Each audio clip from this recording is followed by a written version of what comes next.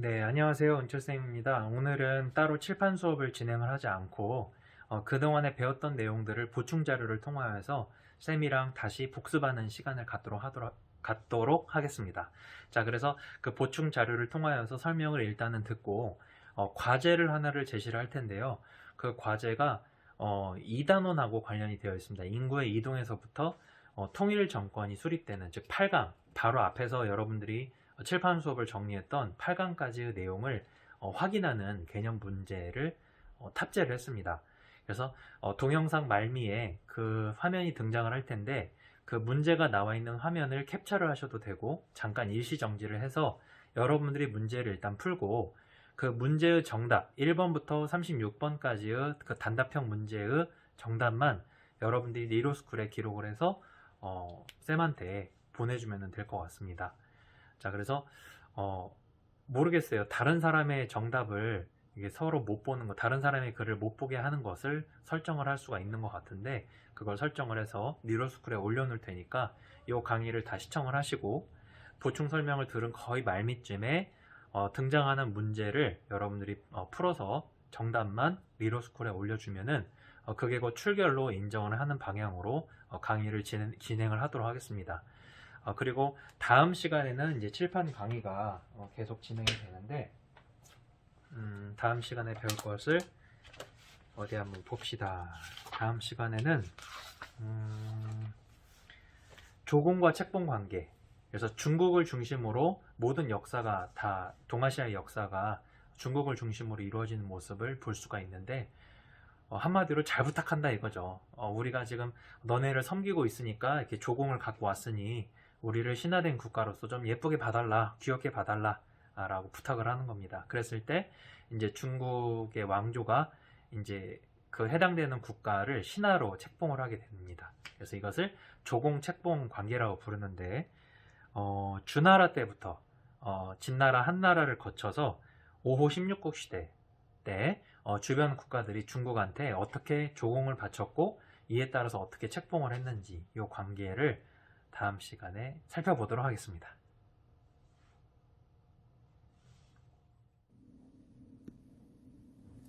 네, 첫 번째로 신석기의 유물과 유적에 대해서 정리를 해봤었죠.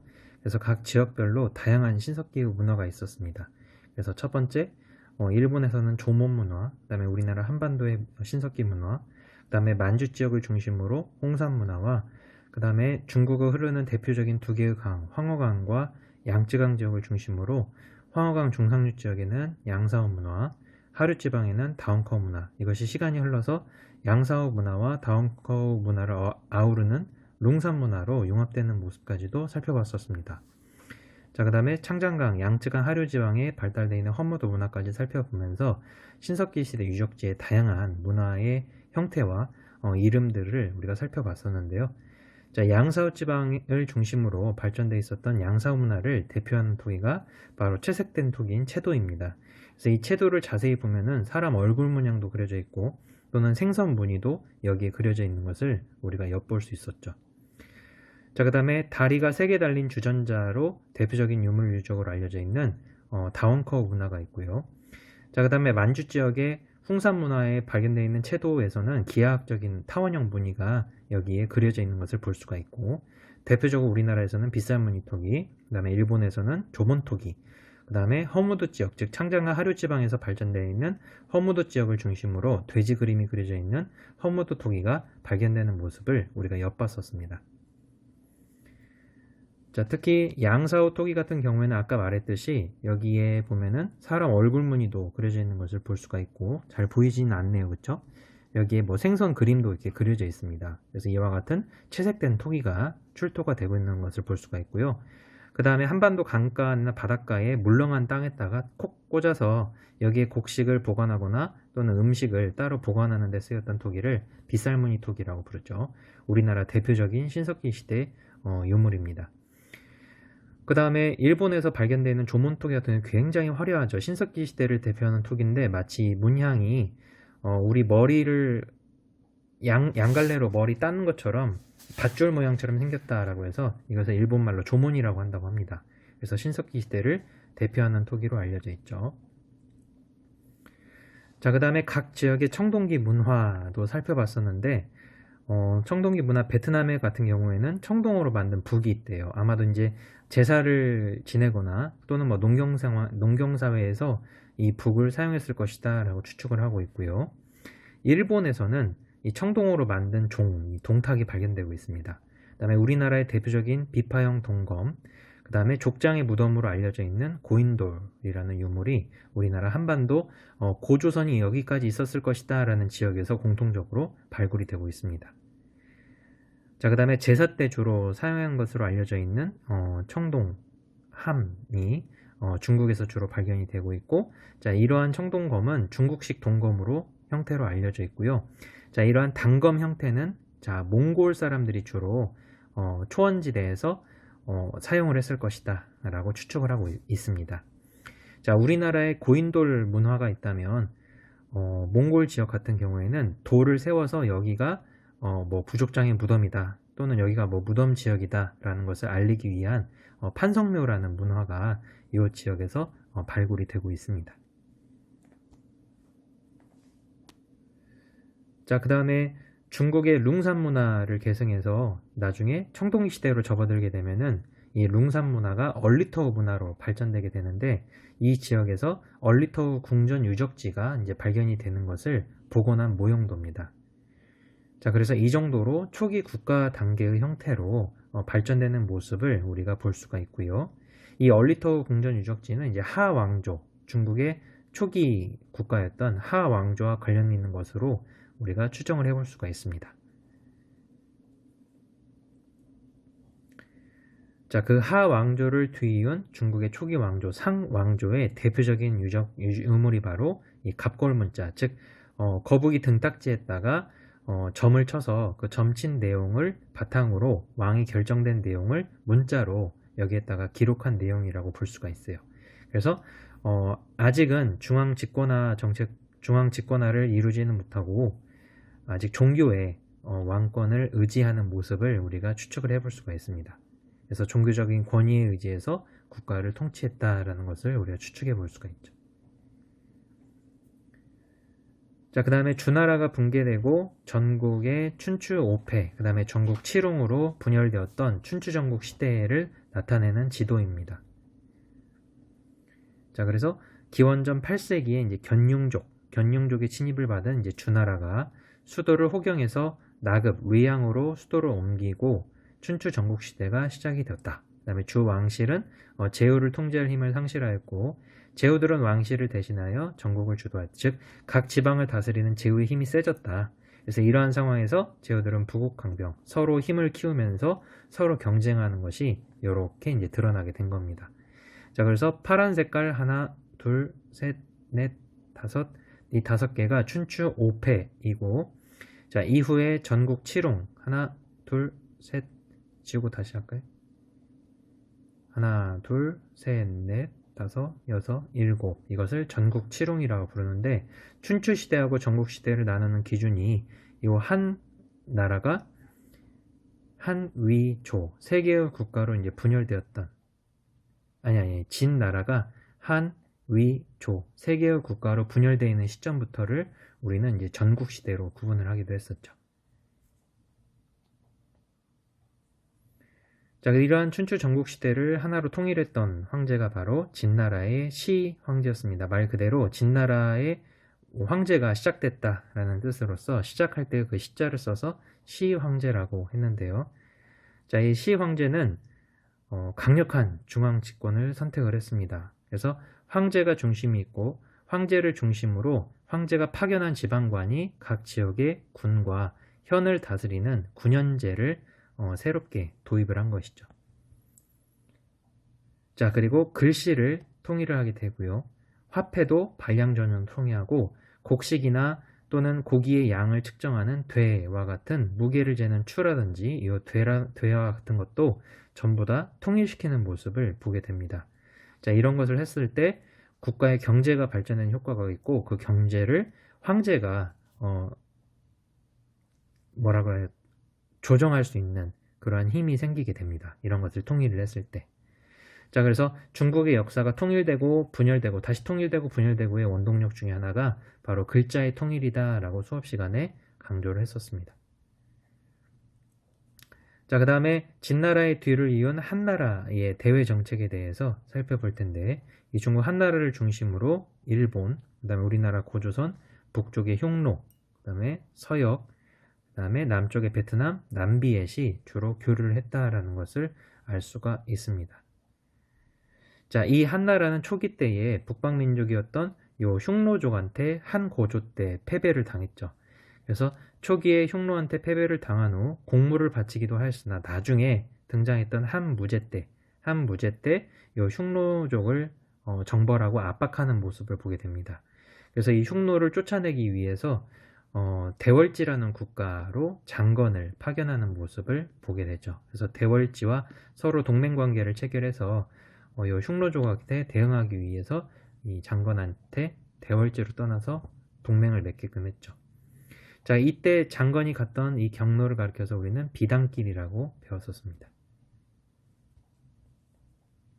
자, 이러한 흉노의 통치 조직과 영역에 대해서 다시 한번 살펴볼 텐데, 맨 꼭대기에 왕이라는 존재를 선우라고 여겼고, 그 선우 왼쪽에 좌현황, 그 다음에 우현황이 각각 존재하면서 선우의 통치를 분담하는 모습을 우리가 엿봤었습니다. 그래서 흉노족 자체가 여러 부족을 통합한 연맹체 국가였고, 최고의 군주를 선우, 이의 부인을 연지라고 불렀다라고 합니다. 자, 이러한 선우 중에서 가장 강력한 선우가 등장을 했는데, 그 선우가 바로 녹툭선우였죠.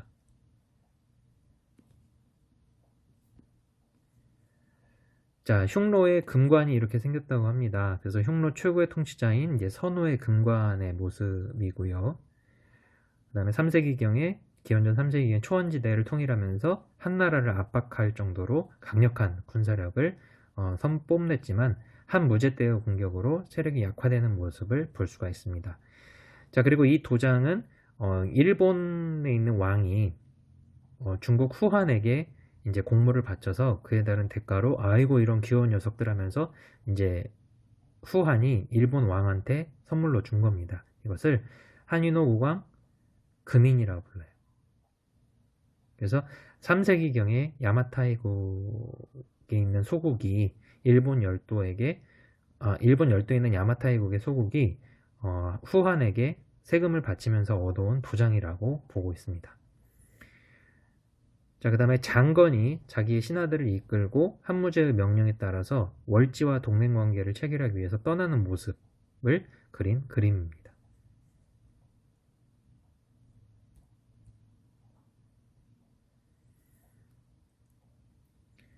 자, 그 다음에 북방민족의 이동, 그 북방민족의 이동 때문에 기존에 털을 잡고 있었던 한족들이 남쪽으로 이동하는 모습도 우리가 살펴봤는데, 이 시기를 가리켜서 5호 16국 시대라고 정리를 했었죠. 그래서 후한이 분열되면서 위촉5 삼국 시대가 이어지게 되었고, 이것을 다시 하나로 통일했던 나라가 진나라였는데, 북쪽의 북방민족인 흉노, 선비, 갈, 저, 강과 같은 5개의 유목민족 국가가 남쪽으로 침입을 하게 된 겁니다. 그래서 진나라의 한족, 즉 여기에 머물고 있었던 중국 사람들이 이들의 침략을 피해서 남쪽으로 대피를 한 것이죠. 그래서 요 지대, 화북지대에서 창장강 이남쪽 강남지방으로 이동해서 동진을 세우게 되는 모습도 우리가 살펴볼 수 있었습니다.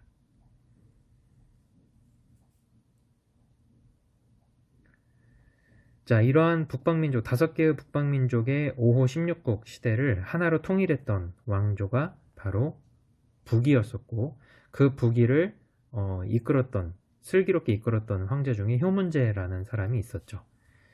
자, 그러면 이 효문제의 정책을 기록해 놓은 위서를 한번 읽어볼 텐데, 자, 태화 9년 효문제가 조서를 내려 토지를 골고루 나눠줬다. 15세 이상 남자들에게는 노전 40무를 주고, 노인은 20무, 노비는 양민과 같은 방법으로 나누어줬다. 백성들이 나이가 70이 넘거나 사망했을 때 토지를 국가에다가 다시 반납하게 했고, 정부에서 대화할 때 호허, 즉 선비어를 사용하지 말라. 즉 이를 어기는 자가 있으면 관직을 박탈할 것이다. 자, 이런 것을 통하여서 자신의 전통적인 것을 버리고 중국의 것을 채택하는 모습들, 즉 한화 정책을 실시하는 모습을 우리가 볼 수가 있습니다.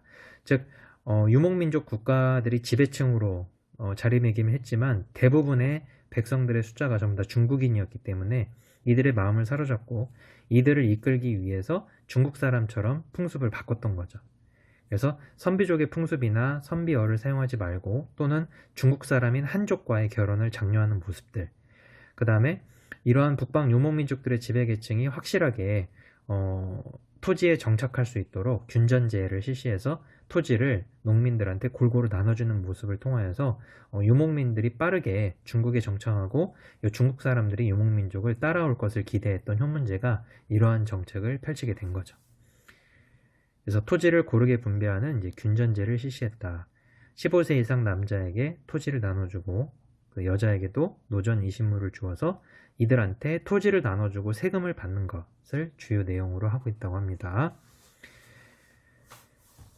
자, 그리고 땅 주인인 지주의 경우에는 자신이 소유한 토지나 소의 수에 따라서 별도의 토지를 추가로 받을 수 있었고, 노비도 토지를 받아서 국가에 세금을 바치는 업무를 맡았습니다. 자, 또한 효문제는 선비어 사용과 선비족의 옷의 착용을 금지, 즉 선비족의 전통을 전부 다 금지시키고 중국 사람 한족 간의 결혼을 장려하는 모습들, 그 다음에 중국 사람처럼 성씨를 바꾸도록 하는 등의 한화 정책을 추진하는 모습도 우리가 같이 공부를 했었죠. 자, 지금 이게 순서가 전부 다 뒤바뀌어 가지고 갑자기 북위의 효문제 하다가 갑자기 고구려가 신라를 도와주는 부분으로 이제 점핑을 했습니다. 자, 신라는 일본하고 가장 가까운 지역이었죠. 그렇다 보니까 일본한테 수시탄탄 약탈을 당하거나 침략을 당하고 있었던 상황입니다. 그래서 고구려의 광개토대왕 때 신라가 구원 요청을 하게 되었고, 고구려가 신라로 쳐들어온 왜를 공격하는 과정에서 신라를 간섭하는 모습을 보게 됩니다. 그래서 기병 5만 명, 보병과 기병에 5만 명을 보내서 신라를 구원하게 했다라는 것이 영락이라는 연호를 사용했던 광개토대왕 때 일어났다라는 것을 볼 수가 있고요.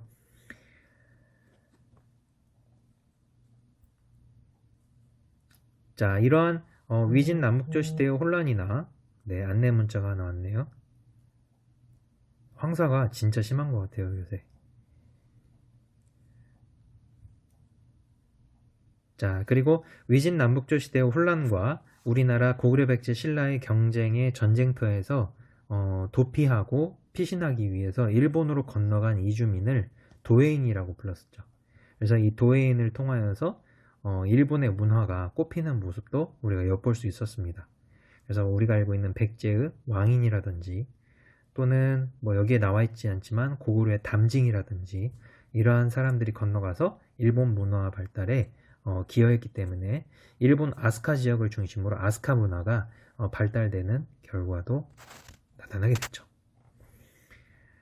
자, 그래서 고구려인과 백제, 신라, 가야인도 일본 열도로 많이 건너갔는데 한반도에서 건너간 사람들은 연못을 만드는 기술이라든지 유교 등을 전파하는 역할도 했었습니다.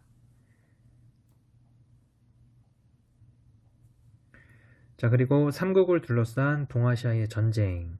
막상 나당 연합군이 우리나라 한반도를 찾아오다 보니까 당나라가 우리 한반도가 탐났던 겁니다.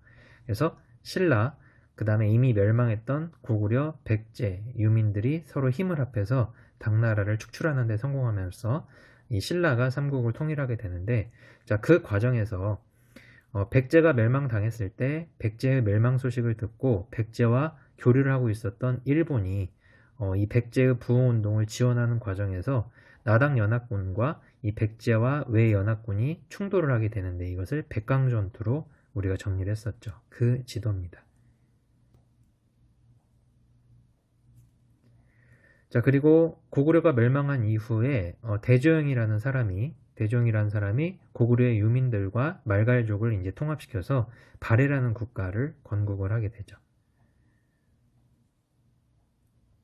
그래서 동모산을 수도로 삼아서 발해를 건국하는 모습을 볼 수가 있습니다.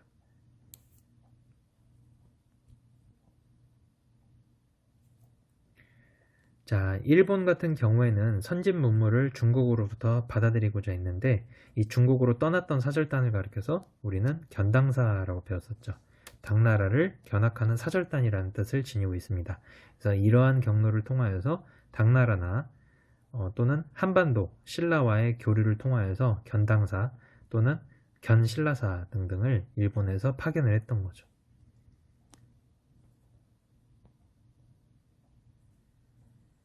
자, 그래서 여기까지 정리를 하면은 교과서에도 나와 있지만 선생님이 갖고 있는 문제집에서 지금까지 배운 내용들의 보충 설명을 간단히 했습니다.